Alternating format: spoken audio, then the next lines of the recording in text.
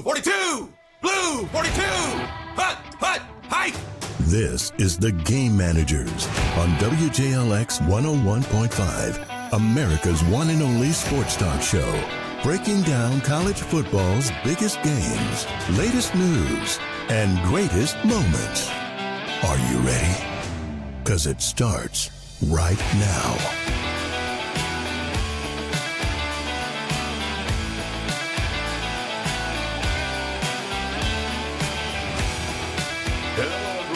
Back to another episode of the Game Managers Podcast. I am Nick Norris. With me, Maddie Hanna, Patrick Hanna, and we are back in the Jasper High School media studio. Guys, how are we doing today? Doing good, buddy. How you doing? I'm doing great, and it is Thursday. We're recording this one a little early, so we're doing this before the NFL draft. That's not going to stop us from talking about it. That's right. We also have so much news that we wouldn't even have time to hit everything if we did record this Friday. A lot of stuff happened this week.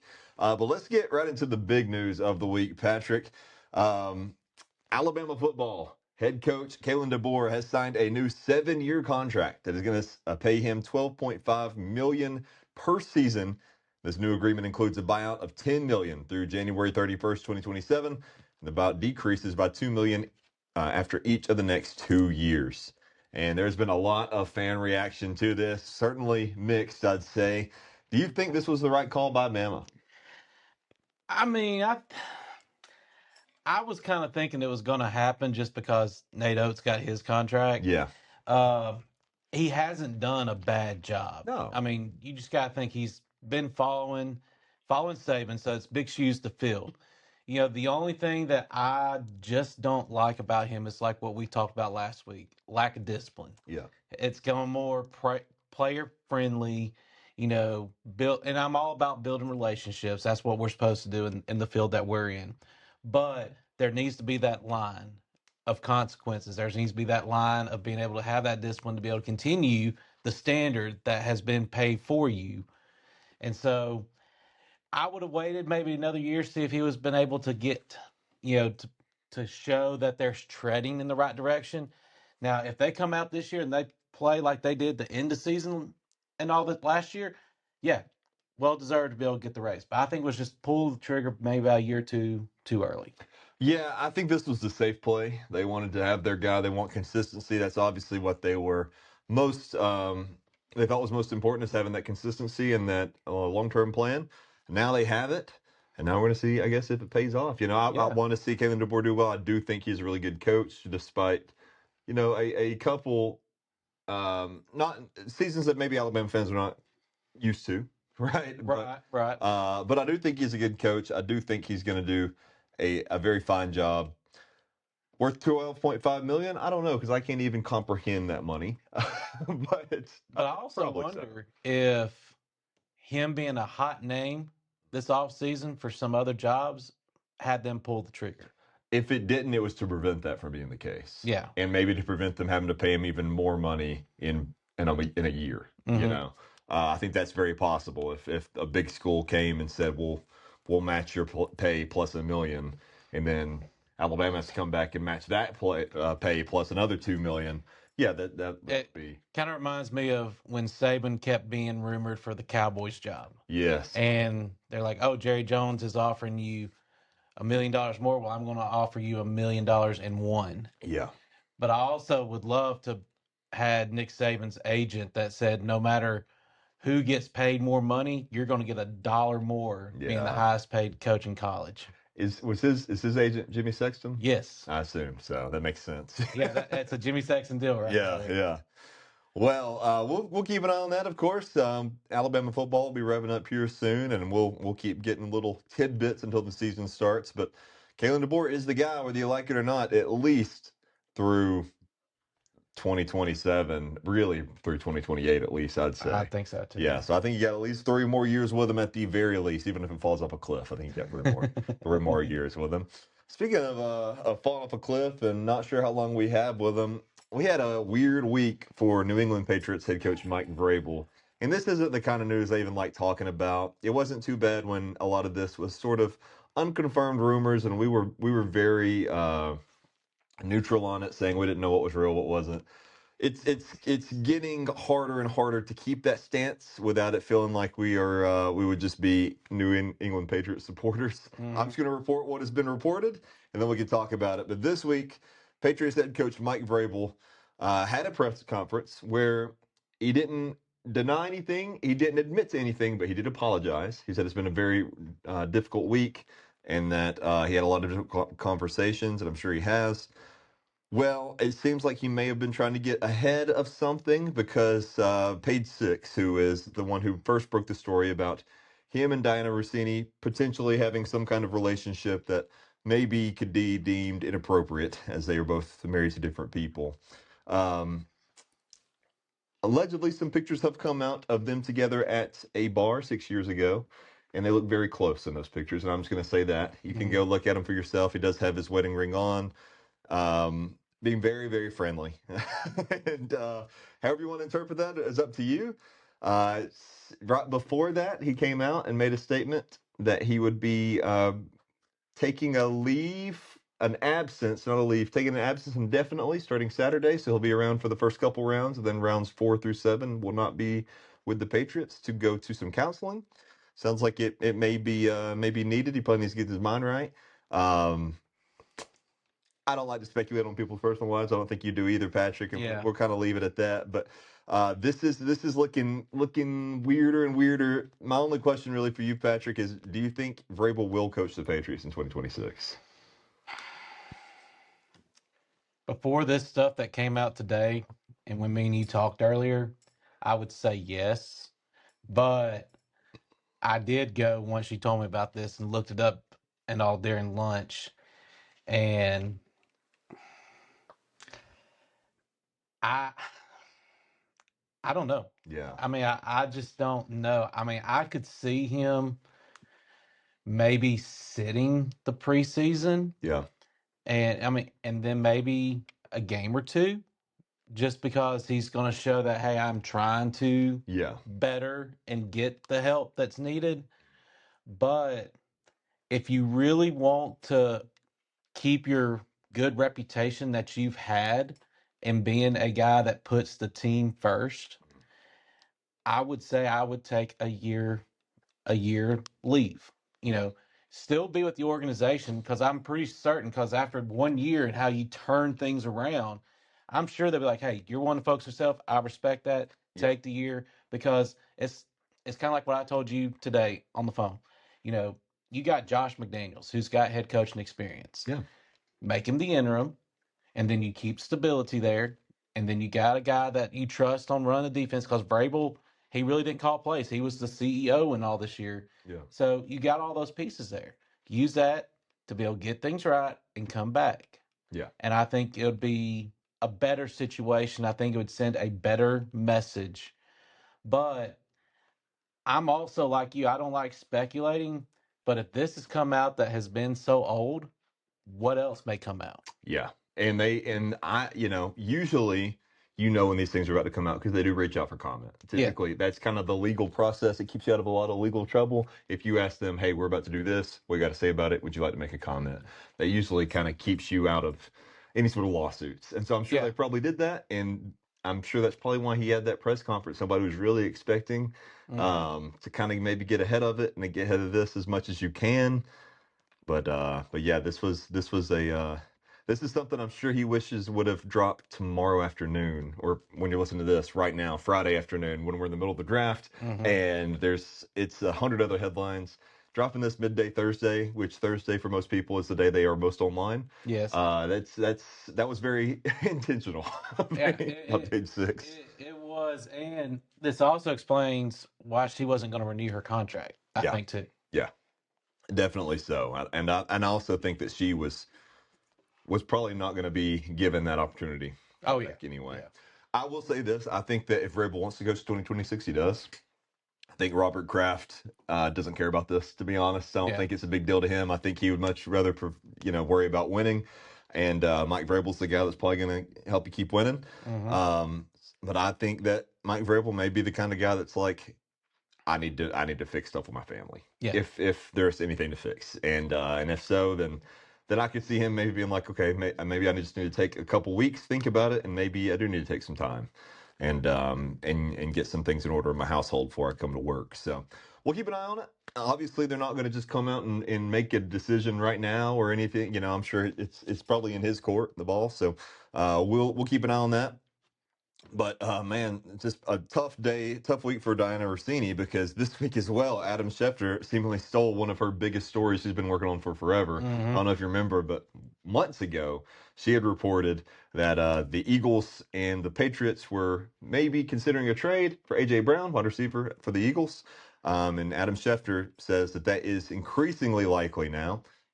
Trade for the Eagles wide receiver A.J. Brown does seem to be on the table for the Patriots, with Schefter believing a future first-round pick will be part of the deal, whether that is this year or next year. Probably one after this year's draft seems to be the most likely case. I think that's a good trade for both of them. I think so, too. Because that gets a lot of distractions away from the Eagles. Yes. And the Patriots need another receiver. Yeah. And obviously, A.J. doesn't want to be with the Eagles, it seems. No. There's nothing about his the way he was acting last year that made us think that he was happy there. So yeah, I think it's a win-win for everybody. I think so too. Yeah, except Rossini, who had the story. Yeah, kind of lost it.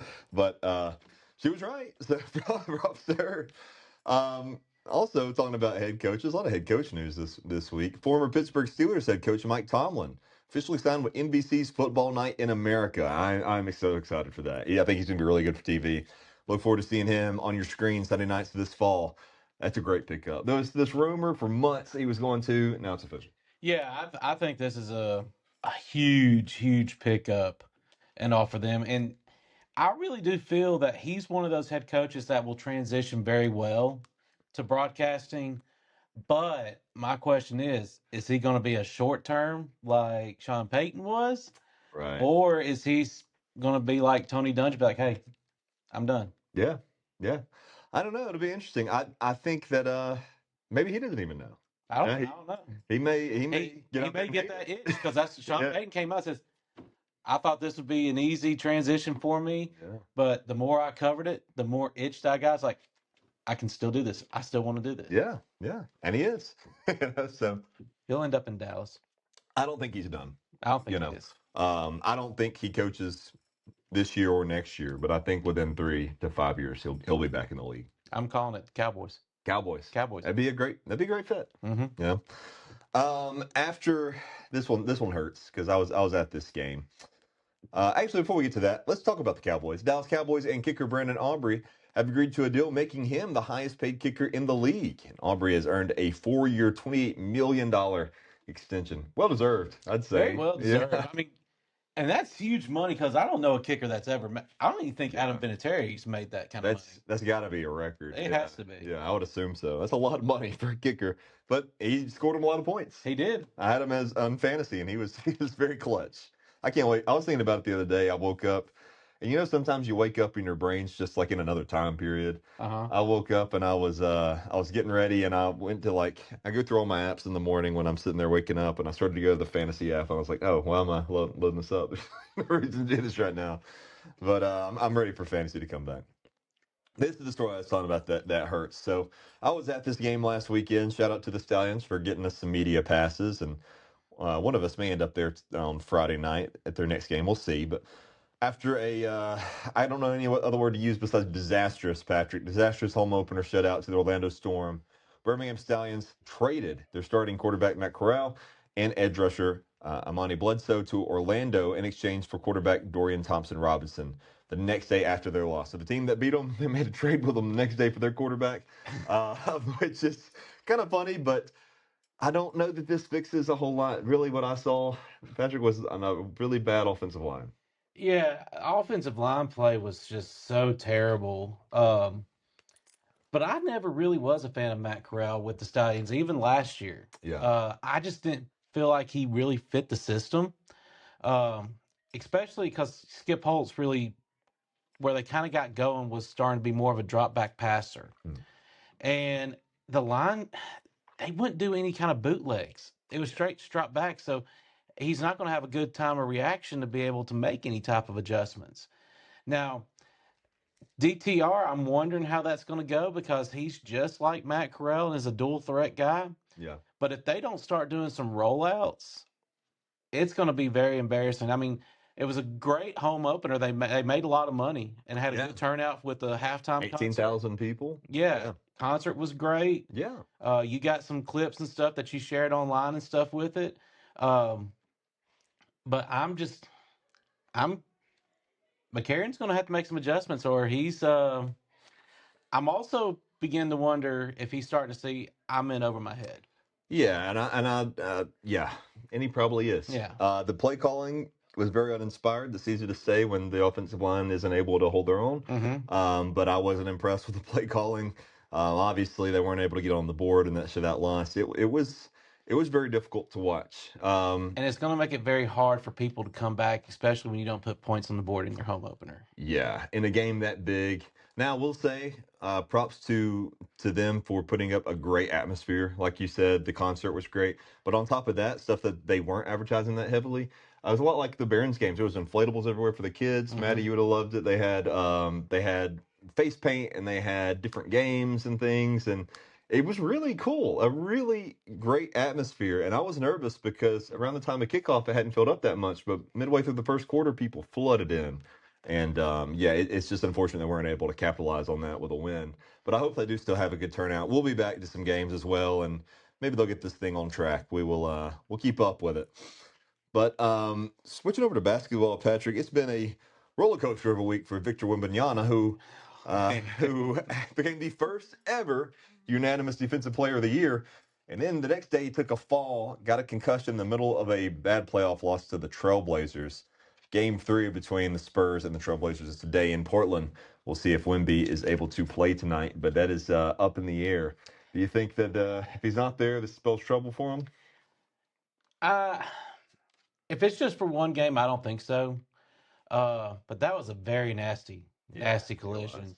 But I also want to give props. It was so good to see on ESPN the clip from practice where Pops showed up. Oh, and gave them a speech going into the playoffs. I did see that. Yeah. I was that just kind of warmed my heart because I'll be honest, I was one of those people that was worried when he had those health scares that had him get out of the season, and then he just said, "Hey, I'm just going to retire." Yeah. I mean, you could tell that he still has some of the effects from his health deal, but it was just so good to see him there. Yeah. And how you had Tim Duncan, Tony Parker, Manu Ginobili, David Robinson. You know, you had all those former players there to be there for that moment as well, and then being able to recognize him at the game one. But I think the Spurs will still pull this off. It has been great to see the big turnaround that they've done. Spurs is just that team that you just got to love. Yeah. Because there's just so many feel-good stories because they have such an international base of players and seeing what they've came from and being able to listen to their stories. I've just always had that. I've always just loved Pops. He's one of those people that you just love being able to interview because you don't know what he's going to say. And it's most of the time it's hilarious and doesn't have anything to do with it. And then, like, we always say there's no such thing as a stupid question, but there's always that one reporter that would ask him a stupid question. He would give a very response that we can't say on air. But it was just great to be able to see. And I think they'll be fine. I think it's just going to be a one game that he misses. If it ends up being more than one game, Portland's going to probably end up stealing a series. Yeah. And kudos to them with all that they went through with their coach and all the off-season scandal. Yeah. And also, been able to pull it together. So now they have an opportunity. that's right. The Braves host the Phillies tonight and tomorrow, so Braves fans will have a fun weekend of baseball ahead of them if you can get out to Atlanta. But who's not having fun, Patrick, is me. Penguins are currently down 0-3 in the Stanley Cup playoffs. Have you seen this? I've been tempted to text you to make sure that you're okay, but a lot of times you would text me before I would get to that because when I'd see the score, I was like, I don't need to bother Nick right now. Well, it's worse that we're down like that to the Flyers, which is embarrassing. I mean, even if we pull off a win Saturday, it's coming back from 3-1. That doesn't seem very likely. It's going to be very hard. It's unfortunate. It was a great regular season. You know, I mean, it was a season that they were given no chance to make the playoffs. Ended up rallying, having a great year, make the playoffs, and then just fall apart right at the beginning. But Who knows? Maybe we'll rattle off 4 in a row. I'm not counting on that. In the National Women's Football Conference we've been keeping up with, Patrick, bad news for you. Caitlin's Atlanta Truth beat your Florida Avengers 62-2. I was trying to be a gentleman and let her get a win. That's very kind of you. It's a wedding gift for her. Well, I didn't get the same gift because the Golden State Storm, who's my team, they got beat 59-20 by the Washington Prodigy. So a couple beat down. Maddie, your LA Legends, they did not play this week. They had an off week. So they'll be back next week. But maybe we can all go to a game in Atlanta or something. Hey, That'd be kind of cool. Yeah, I'd like to check them out. I saw that the year before, at some point they had their championship game in a mall. And it was really cool. It was like a big mall, and they just sectioned out a big part of it, and then you could just walk up and watch them for free. They put down turf, and they were playing in this indoor mall. Dude. It was really cool. I was like, "That's awesome." Apparently, they've done some cool stuff like that in the past to get people interested. So we'll see. Maybe we can get to a game at some point. I guess the first down was brought to you by Belk or Victoria's Secret or something. The whole thing was they were right there in the background. Yeah. All those stores. In NASCAR this Saturday, we have the AG Pro 300 at Talladega, so you can get out to Dega if you please. Patrick, preview this one for us if you don't mind. What's going on at Dega? The fastest track that they'll ever be on. There have been recorded with these cars going down the backstretch of getting close to 210. Oh, wow. I mean, that's like IndyCar. Yeah. Now, it's always known when it gets to the final 10 laps. In the past 12 years, there has been a big one that has happened. And so I would be looking for that. But the thing that we're not going to be able to control is there's a chance of rain. That's right. And also you gotta keep a lookout for that, because if that happens, then things are really going to start heating up early, where that big one can happen a lot sooner. Yeah. This one, there has been, I can't remember what I saw today because I was looking at that stat because I was looking at previous winners. You always had a sleeper pick that would end up sneaking into the playoffs because they would win this race. Okay. So this is one of those that gets one of those underfunded teams because everybody's on the same level field, because it's pack style racing. You got to be able to work the draft. You got to find the right dancing partner. You got to make your moves at the right time, because you either don't want to be too far back to where you can't get up there, but a lot of times they like to play far back to avoid the big one. Or do you want to go and get those stage points that can help you get into the playoffs with how the new playoff system is, that wins don't matter anymore. It's all about the points. So you're going to have people on different strategies trying to protect each other, protect their spot, and just try to make it to the end. But my pick on this one is I would not be surprised if the underdog comes out on top. Okay. All right. Well, good deal. Yeah. Talladega, I've been to it a few times. I've worked it several times. Been a server there before, and waited on rich people in their boxes. I was about to say, you probably have some good stories if you were up there, up in the box. Oh, yeah. But I was going to say, do you have any stories from the infield? I have one. So this is actually this is different, but so whenever you work it, you have to get there super early, like 3 a.m. It's ridiculous. And when we got there, me and my friend, we were in college, and we didn't know where we were supposed to go, and we just pulled in, and people were waving us through. We actually ended up on the track, and we were like, well, we're here. We got to make a lap. And we actually drove around it one time, floored it, and went as fast as his little truck could go. But as far as on the infield, I worked for a NASCAR team for a little bit, a very small one. It's defunct now. But we worked with mostly Jeffrey Earnhardt, Hilly Deegan, Kyle Busch, some others. And I got to go to Dega, but I was usually just with a camera walking around when I was with them. Most of my stories come from when I was a server at those places. And what was cool about that is everything they have afterward, they don't keep any extra, like Talladega, the stadium. So like whether that's beverages or food, they're just like, take it. So people would leave with boxes full of the most expensive bottles they've ever purchased in their lives, and just take them home for free. And a lot of great food. I got to bring home like 50 hot dogs one time. So that was really cool. Oh, we got an announcement. This is from Jasper High School. Mercer, please report to the high school car pickup line. Please. Javante Mercer, please report to the high school car pickup line. Thank you. We'll need to remember that name because he's a really good athlete. There you go. So that's some foreshadowing for you on this sports show. Free advertisement for his NIL deal. There you go. Remember us. You got some Yeah. money. Now, Patrick, speaking of NIL and athletes, it is the draft. It is. We're in the middle of it right now. Now, we are recording this before the draft has happened. We're pre-recording this. But I thought it would be fun since when this comes out, it'll be old news, that me and you could take our teams, whether it's your team or just a team you want to go with, pick a realistic pick for them, then make sort of an outrageous pick and try to justify it for our NFL team. So you want to go first on this, or you want me to? Okay. Because I left you with a cliffhanger earlier. You did, yeah. Okay, so here's the deal. So my team would be the Eagles. So they're right there towards the middle bottom of the first round. One of the names that I would go for that I feel that they really kind of struggled with was getting pressure, which is odd with a Vic Fangio defense. Yeah.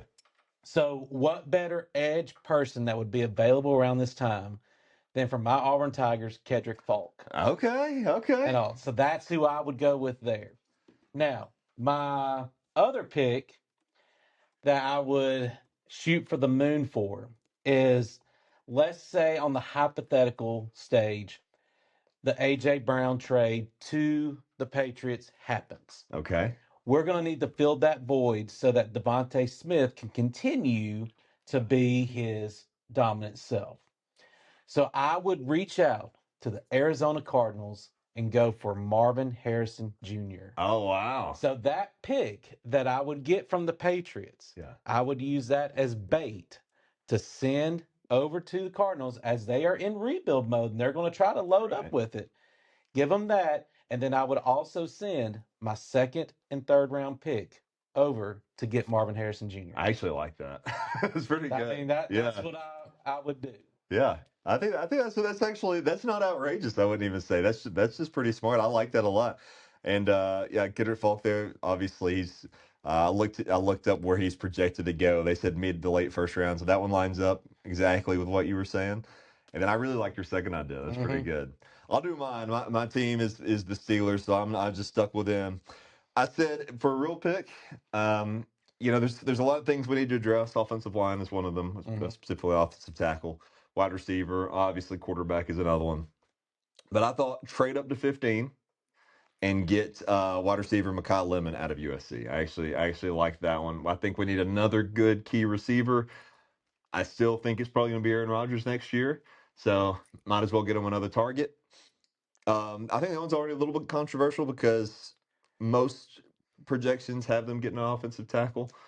I literally thought that you were going to go with the receiver, but the back of my mind was wondering if you were going to try to get Ty Simpson. So my ridiculous one, actually. Here we go. I just opened up Pandora's box right here. That outrageous one. I would trade because there's already been rumors that they've considered it. Okay, not for this trade, but that they have. I would maybe trade linebacker Alex Highsmith, who's a great linebacker, great edge rusher, right? Trade him. And then get Ty Simpson or the best available quarterback early in the second. So trade up, get an earlier pick in the second, get a quarterback. If Ty Simpson's there, get him. If not, get the other. Probably a little bit of a risk going from an unproven quarterback and giving up a proven edge rusher. Yeah. But I mean, Steelers defense, they have some good edge rushers still. I mean, with Cam Hayward's probably going to be his last year, if I had to guess. T.J. Watt has to be, less than 3 years left, I would assume. Yeah. So you'd be giving up a relatively younger guy. I think we drafted him in 23. But our offense has been so lackluster. We got to have, What's your thoughts about, because the backup's Will Howard, right? Yeah.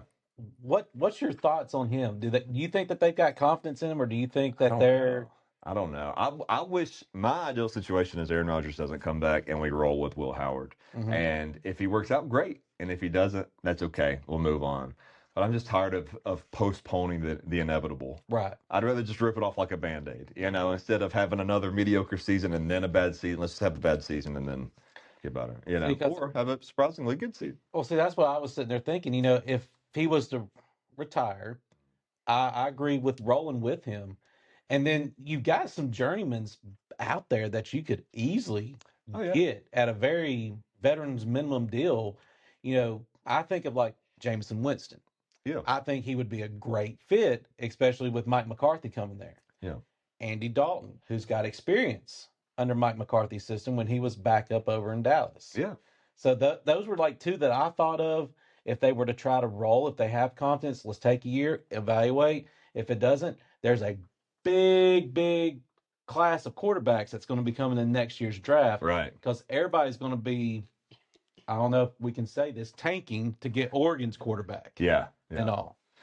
Yeah. I wish we'd roll with Will Howard. Like I said, I think that he's probably a good quarterback. We have no idea because we didn't get to see him like at all. Yeah. But if he's not, that's okay. We'll take the short term hit and let's go. Because he was a late draft and those are 50-50 Yeah. guys. Yeah.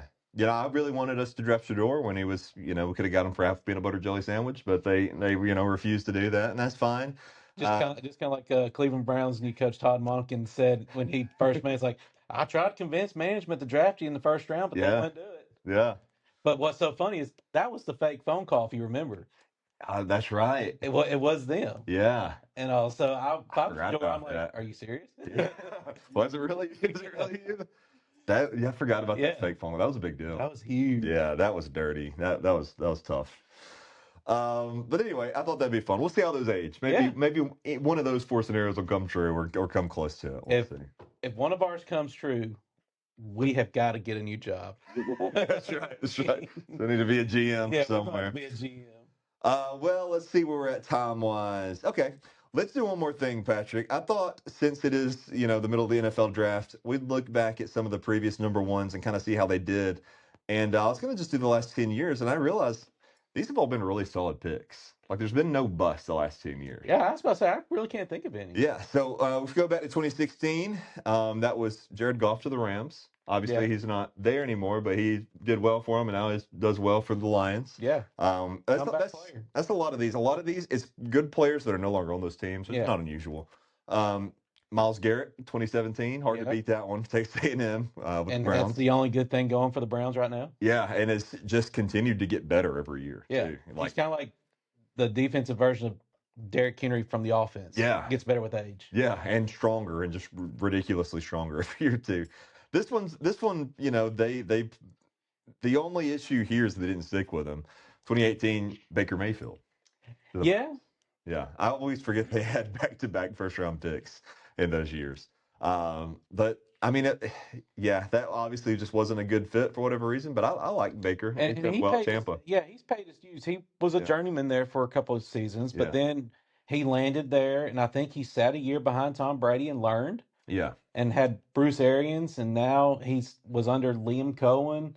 So, I mean, he's had a lot of good mentors to be able to kind of help polish him to who he is now. And no consistency. Yeah. Yeah, to keep getting as good as he has with no I mean, he's had a different offensive player caller every single year. Yeah. Which is, I like it. I think he has one of the best stories. He was somebody that was very arrogant, and then got humbled really hard and has found that balance between being humble but also being competitive and a little a little chippy and everything. I think that's cool. I really like Baker Mayfield. 2019, this is probably, I guess, the one you would say the biggest bust, but it's not. It's 2019 Kyler Murray. I just think he was just bad situation. Yeah, I agree. When he was healthy, everybody else got injured. Yeah. And then he was the only one that got injured and all the other pieces were there, and they just couldn't make it gel because they were building around him. Now, I love his situation that he's going into. Oh, yeah. I think it's going to be a big home run. Yeah. And I think it's going to save O'Connell his job as well. But yeah, I like Kyler. I hope he does well. I know they get compared a lot because of their size and play style, but I've always kind of had a soft spot for him the same way I have Justin Fields, where it's just like, I can see the potential. He just has had a tough go of it, So I hope that he does well. 2020, great one out here. Joe Burrow, obviously, to the Bengals. Oh, yeah, only good thing going for them. Trevor Lawrence, Jacksonville Jaguars. That's one that people were very iffy on for a while, but seem to have decided to. Him and Liam Cohen are a perfect match. Yes. He didn't have a chance when Urban Meyer was. Oh, nobody in that franchise did. Horrible start. I think the only good thing that year was AEW, the wrestling organization that the owner also has. 2022, we had Trayvon Walker, Georgia, to the Jaguars. They also had him back-to-back that year. That was good. Oh yeah, yeah. He just signed an extension this year, right? 110 million. Yeah. Yeah, so big extension. 2023. This one was almost considered a bust. Got benched, came back, has done well. Bryce Young, Yes. Alabama to the Panthers. That was one that, man, I wanted him to do well, and he wasn't, and then got benched and something flipped, and he's been great. Yeah, it was a total rebuild Yeah. when they had him, and I think he had to know going into it that I'm going to get knocked around like crazy. Yeah. And I love the hire of the head coach. A lot of people are like, "What?" But if you go and look at his track record of quarterback development, that was Bryce Young's saving grace for his career. Yeah. And I think that really kind of helped there. And a lot of times, because he was getting heat, like, you're benching him. We got him with the first pick. We're paying him this money. Are you insane? Yeah. And he's like, sometimes they've got to see it from a different perspective. And so being there, having the earpiece to be able to listen to the play call, and then having that device right there where you can see from the field what's going on. You're actually watching film live. Everything just started clicking, like you said. Then he goes, and in my opinion, should have been in running for comeback player of the year 100%. and all, but ends up leading them to the playoffs. Yeah. And so, I mean, everybody's sitting there saying, Cannell's is a genius. Yeah. Yeah. Yeah. Yeah. And that's what every quarterback used to do, because you didn't expect them to have to come in and save your franchise immediately. Exactly. You know, and I'm really happy for Bryce Young. I hope he continues to find success there. 2024, obviously, immediate payoff. Caleb Williams to the Chicago Bears. Yes. Great pick. And then 2025, this one still has some things to prove, but I love Cam Ward to the Titans. I really like him a lot. Yeah. He just went into a dumpster fire. Yeah. Same situation as in, Carolina. I just don't really know what to think about their coach pick. Yeah. And that really has me nervous for Cam Ward because he is a heck of a talent. Oh yeah, and I love his mentality. Being very honest, but like, we're not good. Yeah. As a rookie saying that, most of their PR people would have kept him from doing that. Now, the only thing that has me with a little bit of hope is Brian Daboll as the offensive coordinator. Yeah, that's the only thing. That was a good pickup. Yeah, it was a very good pickup. I hope they do well. The Titans are right here close to us. I've been to one of their games. I've got a Henry jersey from when he was with them there. And, I want to see them do well. I don't think they'll ever be great while they have their current owner. That's just my opinion. Oh, yeah, I agree. But new jerseys, they look nice. And new stadium next year. So. New logo.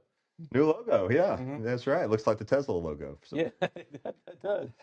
Okay.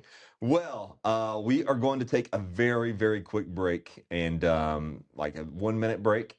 And then we're going to get into Maddie's Minute. That's All right. So you be ready, Maddie. We'll be back in just a moment. If you're in the market for a new home, now is the time to buy at Timberline Homes of Jasper. The deals are huge. The down payments are low. A national lender is working with Timberline Homes of Jasper, and down payments on all single-wide homes are as low as $1,500. That's right, down payments as low as $1,500 on single-wides from Southern Homes, True Homes, Epic Homes, and more. See dealer for complete details. Now's the time to buy at Timberline Homes, Highway 78 in Jasper. Telephone 387-1002. Start your story at Bevel State Community College. Whether you need seamless academic transfer classes, high-wage, high-demand career technical or health science programs, rapid training opportunities that get you into the workforce quickly, dual enrollment or adult education courses, Bevel State is your community college for a quality education. Visit bscc.edu to learn about our convenient and affordable options to make your future visible. Your story starts at Bevel State. You're listening to The Game Managers on WJLX 101.5. And welcome back to The Game Managers. Thank you, everybody, for coming back with us right here on WJLX. Now we're back to my favorite segment of the show, one we haven't got to do in a while, Maddie, because I haven't seen you in a little bit. But we are going to do Maddie's Minute, where Maddie is going to ask us some questions, and we get to answer. Maddie, what are we talking about this week? So I'm going to be asking y'all some cities if y'all what y'all can well, could visit in top 5 cities. Okay, top 5 cities you can visit. So you want to know our top 5? And at the end, I'll tell you mine. Okay. How about we do this? We'll each say our fifth or fourth, third. We'll do it like that. And we should do. All right. Man, this is hard to rank them on the spot. I'm going to say for number 5, I would like to go to New York City at some point. I've never been to New York City. It's not top of my list, but it's up there. I definitely want to make it. What about you, Patrick? Mine was going to be Honolulu, Hawaii. Oh, great would be pick. my number 5. Yeah. What about you, Maddie? Probably Paris. Paris, beautiful. Yes, I'd love to get out of the country, see Paris. Paris, that's a much better fifth pick than mine. I think that's a good pick. Number 4. Okay, I'm gonna say number 4. I'd like to go to Tokyo. And we're actually gonna go there in December. We're gonna go and next time we go to Australia, we're gonna take a little 10-hour trip from there to Tokyo for a few days. So that one I will be able to mark off my list. What about you, Patrick? See, mine was actually going to be Sydney. Okay, yeah, it's beautiful. Yeah. That one was going to be mine. Yeah. Tag along. We'll take a family There we go. trip. Y'all There come we go. with us. There we go. Maddie? National road trip. What's your 4th? Probably Nashville. Nashville is very doable. We can mark that one off. We could probably do an episode of Nashville. That could be a day trip. Yeah, Nashville's great though. I love Nashville. You go on Broadway. There's so many great places to eat. So much cool stuff to see. Nashville is very underrated. I feel like it gets a rep as just being like the bridesmaid capital of the world, right? But it's fantastic. I love Nashville. So much great food. Number 3, I'm going to say I'd love to see. This is hard. There's so many great cities I'd like to see. I'll say Paris for number 3. No, you know what? I'll say Paris for number 3. Okay. I don't think there's anywhere else in France I'd be interested in going, but I would like to go through Paris. If I had to pick 5 just off the top of my head, Paris probably would be up there. What about you, Patrick? Anchorage, Alaska. Oh man, my best friend goes to Alaska all the time. He's been in Anchorage. He said he would move there in a heartbeat. Yeah. He's absolutely in love with it. Yeah, that one would be mine. Yeah, it's beautiful from the pictures I've seen. What about you, Matt? Number 3. Daddy, we're going there this summer, but I'm just excited about Destin. Destin is awesome. Very underrated beach. Some of the best food you're gonna find. You got to go to McGuire's. That's where you got to go. You got to get the shepherd's pie. Okay. You would love it. It's huge. Be ready to get it to go box. All right. But all their food is fantastic. It's the best shepherd's pie I've had in my entire life. I love McGuire's. Destin is awesome. We're going to Destin in just a couple weeks. Okay. Yeah, so we're gonna go for a few days after mine and Caitlin's wedding, and go with her family from Australia to Destin. All right. We're going as soon as we get out for school for summer. Oh, y'all gonna have a great time. Yeah, very family friendly. So many great shops and stuff, and there's zip lining for kids. You think you'd be scared of zip line? You think you'd like it? I'm probably gonna be scared. Ah, yeah, he'll do it with you. Yeah, I'll do it with you. It's fun. It's fun. We'll do a buddy tandem. What are we up to? Number 2? Number 2. Number 2. I'm going to say number 2. Oh man, I would like to see. Trying to think of somewhere outside of maybe a different continent. You know what? I would love to see. I can't even think of the city, but Egypt. Let's see the pyramids. What city is that in? Let's see. What city pyramids? Not in Mexico. In Egypt. Should have been more specific. Giza. Giza. Right? Yeah, Giza. So that's going to be my number 2. I love history. I'd love to see the pyramids in real life. What you got? My number 2, I really would like, and I haven't been there, and I know that our school system always has the opportunity to go, but I would like to go to DC. It's awesome. I love DC. Yeah. You're a big history guy. Yes. You will love it. So many incredible museums, man, and so much of it's free to do. Well, that's what somebody like pastor that I served under. They went and said that it was probably the best trip he's ever been. Yeah. If you go for like 4 days and you just hit everything, man, it's fantastic. It really is a great place to go. Maddie, number 2? New York. That would be awesome. What's one thing in New York you've always wanted to see? Statue of Liberty. Oh, of course. Statue of Liberty would be great. Do they still let you go up inside the Statue of Liberty? I think they do. Yeah, that'd be cool. I'd love to see the Statue of Liberty in person. At some point, we're gonna all get to New York City. At some point. Number one, this is the top one. Oh man. Wow. This is hard. I'm gonna say I'm gonna say London for number one. There's a lot of history. I'd like to hit the pubs, do all that. Yeah, see, London, I was almost tempted to put that at my number 5. Yeah, My number 1, just for my biblical theology side, would be Bethlehem. that would be cool. Yeah, Yeah, just talking to be about able to- history. Yeah. just to be able to retrace everything. That would be awesome. I mean, that's something that you tell your grandkids about. 'Cause Yeah. everybody's been to New York, but who's been to Bethlehem? You know, that's awesome. Yeah, exactly.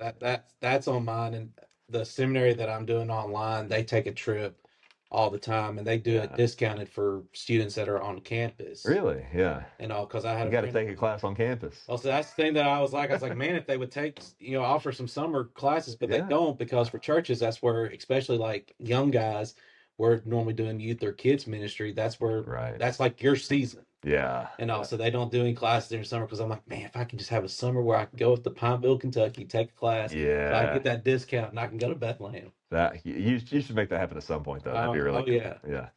Number one, Maddie. Los Angeles. Los Angeles. I've only been to the airport. I'd like to go too. That same friend that goes to Alaska, his brother used to be stationed in LA, which is a pretty nice place to be stationed. And they would go and take trips all the time. And he loved California. And he's a very sort of rugged, manly man. Mm-hmm. He's the kind of guy that you'd think would turn his nose up at California. He loved it. Man, he's like, I'd move in a heartbeat to California too. He loved California. See, I would. There's a lot of places I would like to go and see in California, but one of the places I'd love to just be able to go to San Francisco for the Golden Gate Bridge. Oh, absolutely. Just to say that I drove over. Yeah. That would be one of the places that I would like. And I'd like to go to, when I went out to Colorado for STEM conference, I was like, man, if I could just take a flight and just go continue further west, I'd love to been able to go out to Vegas. Yeah, Vegas would be cool. I mean, everybody tells me that the Strip is the only thing that's great about Vegas. There's nothing else. It looks like a desert town outside of that. But I would just like to be able to say, hey, I went. You And know? also that strip is huge. Like it's not some small road either. It's not like a from here to Boulder. I mean, it's like from here and you can keep on driving. Yeah. And there's a lot of good shows that go out there. Like Garth Brooks had a show out there for a season. I love Garth. Yeah. Reba McEntire had one out there. That's right. So I mean, I would just love being able to say that I was able to go and be able to see Reba in concert out there. Yeah. I mean, it gets the rep for the casinos and everything, which I've got nothing against casinos, but they has that rep. But there's so much more to it than that. Like you said, so many shows. There is a lot of family stuff to do. So there's museums and it just seems like a cool place to be. I'd love to see the big Sphere, see a show in one of it. Yeah. I would like to see like Vegas. where like a lot of the legends, in music do it at the Sphere, and that was my main thing. I would want to go is just say that I saw a show there. Yeah. Because every video I've seen, it looks phenomenal. Like the light shows they do, it's very immersive. That would be cool. I'm right there with you. If you could see anybody in concert, who would it be? Dolly Parton? Probably. Yeah. Dolly would be good to see. I've always wanted Dolly to do the Super Bowl halftime. See, I didn't know that.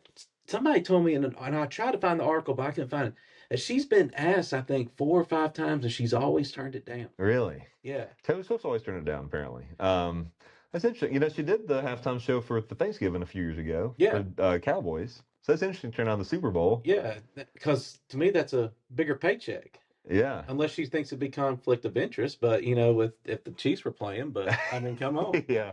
I'd love it if they got like Dolly Parton and then some of her like proteges like Miley Cyrus and then I think that'd be great. I've always wanted Dolly and Miley to do a Christmas album. Yeah. I thought they would rule that. They did a great rock album. They had some songs together on it. It was very good. Yeah, and they did a duet on an episode of Hannah Montana, because I remember watching one of those and stuff on there when they had like the Hannah Montana special. They talked about guests that had been on there. Yeah. Now, here's one other collaboration. My dad actually heard this person in concert before. You remember Kelly Pickler? Yeah. Okay. she's a protege of Dolly, and that was her inspiration for music. And Oh, okay. she I can always see it. said that was one of her goals was to be able to do a collab. And I think they did something maybe on American Idol, Oh, but that cool. would have been something, real cool just to be able to see. Oh, That would have been yeah. a great one to go. I don't even know if she still sings anymore, Yeah. but you got like people like her, Carrie Underwood. I mean, Yeah. all these country artists that are coming up, you would think, oh well, they don't really know Dolly, but a lot of them still reference Dolly. Oh yeah, yeah. She's still so influential, and I know Sabrina Carpenter did a song with her recently. Yeah, She's and Sabrina Carpenter has a lot of the persona. She has the big hair and the yeah. big blonde hair, and so like And, and she gets her country accent going that we've seen a couple times on Girl Meets World. I'm like, man, she could be the next Dolly. yeah, yeah. She seems to be well liked in a similar way that Dolly is too, universally. Well, how about some weird news to wrap up this episode? This first one is "See You Later, Alligator." Anthony Buell and March Chadwick. Never seen somebody with the first name March. Seen April's and May's, Yeah, but in March. August. Yeah, they are awaiting arraignment after being charged in Florida for driving with a dead alligator on the roof of their car. On April 4th, witnesses and license plate readers tracked Buell and Chadwick as they drove from Central Florida to the Atlantic coast with the carcass in plain view. And after learning that possession of an alligator is illegal in Florida, the two tourists came up with a solution. They covered the deceased with a white sheet. A Fish and Wildlife Conservation Commissioner finally caught up to them, pulled them over, but it's unclear whether the pair still had the alligator at that point. The arrest report indicated they had earlier called the FWC dispatch to inform they had disposed of the alligator. You ever ate alligator? I have not. It's fantastic. It's like chicken. I mean, everybody says that, but it really is. See, there was a guy I went to school with that told me that he's done like alligator, he's done frog legs and Yeah. things like that. And You never done frog legs? I've never done frog legs. They're not good. That's what I was thinking. Yeah. As well. Yeah, I don't. People will hype them up, and it's probably because a lot of people ate them as kids. They're not good. Alligator is good though. Now, and I will say this, that kind of reminds me because when I saw the headline, I was like, wonder if this has got anything to do with the Swamp People show because they always have the alligators out in Louisiana. Yeah, and all. But I wonder how much what was that fine? Did they say how much it was? It's not on this article at least. What the fine is? I can look it up though. Fine for having dead alligator in Florida. When y'all go to Destin, there's some places that have fried alligator. Y'all have to try it. Most places have it as an appetizer. 5 years in prison and a fine of $5,000. And up to. So it can be less. So apparently they avoided the jail. Yeah. So I figured it must be a bigger fine. Probably so. Oof. It's a lot of money for a dead gator. Yeah. All of these stories are traffic related or at least road related. This one, 1 million bees make for bumper to bumper traffic on a Tennessee highway ramp. And that number is not an exaggeration. So apparently they were being transported. Yes, so travelers on the East Tennessee Interstate were forced to brake for workers in drones, perhaps even a queen, when a truck carrying about 1 million bees crashed Friday. What a nightmare. The ramp on the street was open, but the truck is destroyed and the bees are well buzzing. They said, unless you are dressed in the outfit, please stay in your vehicles in this area. Apparently, they are very angry after being shook up so hard. And you can see the picture. They are in full garb there. And our last story of the week comes from UPI.com. Kansas students take the Oscar Mayer Wienermobile to prom. That's pretty cool. That's Turning up in style, man. A group of students from a Kansas high school rode to prom in style when they were able to enlist the services of an Oscar Mayer Wienermobile. Looks like he and his friends arrived at prom. They took a trip to a Sonic fast food restaurant in Topeka, spotted the hot dog-shaped vehicle parked at a local Dillon's grocery store. One of my buddies was like, "Hey, can we rent this thing?" And they said that the driver was just took them. He was like, "Yeah, I can just drive you there to go to the prom." How cool is that?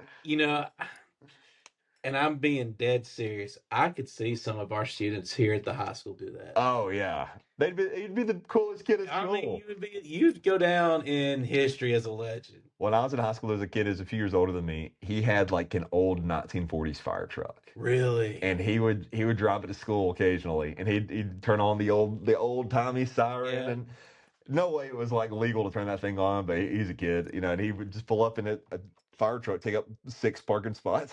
It was awesome. I mean, think about it. From our standpoint as teachers, if we were chaperoning that, and from our administrator standpoint, What would your reaction be if you saw the Oscar Mayer wiener? I'd be giddy. I'd be the biggest fan. I'd be like, can I get in it, please? Yeah. Can I drive it around the block while you're in there at the dance? That's awesome. Well, thank you everybody for following along with us, for listening. Maddie, thank you for coming back to do your minute. We always love having you on. Patrick, thanks for making some time. And finally, now you're gonna have a little more free time. That's right. Soccer has wrapped up. You want to quickly kind of talk about that real quick? The season. We ended on a great note. Yeah. Thank you for announcing the seniors and stuff for Senior Day. It was a blast. They had fun with the iPad for the highlight reel and stuff the girls did. Because they were all hitting up like, "Are you serious?" And I was like, "Yeah, it's right over there." And so that motivated them to be able to score and to be able to celebrate. And so after having 2 tough losses to knock us out of the playoff, that was just a good morale booster and all. Great wins too. Yeah, it was great wins. Seniors got out there, got some minutes, got they were great leaders. Helped me during the transition when Gunnar had to take his absence with his baby being born. We actually talked to him before we went on. Gunnar's going to come on next week and kind of do a state end of the year state of the address for soccer. Yeah, and maybe we'll grab a senior. We're going to try to grab some of the kids and stuff to come in and stuff. And also we've got, it might be some familiar faces that we've done before. That's right. That's right. Also, because a lot of them, when they heard talking about it, he shot me a text like, he's like, they overheard our conversation. So now I've got to pick because they're like, I want to go. I'm glad somebody wants to. Yeah. So I told him, I was like, well, hey, bring them all. I'll give them a segment. We'll just make the whole episode about it. Yeah. So soccer heavy episode next week. Well deserved by those kids. Well, also we're going to be talking about we're going to rank the Star Wars movies. We got a new Star Wars movie coming out, Mandalorian and Grogu. So we're going to rank those episodes. We'll put a post up. We'd like to hear your favorite episodes too. Put them in order, 1 through 9, the main ones. Get us ready for May the 4th. That's right. All right. Thank you everybody for following along. Thank you to our sponsors and to WJLX and Jasper High School. Let's record here, and we'll be back next week. We'll see you then.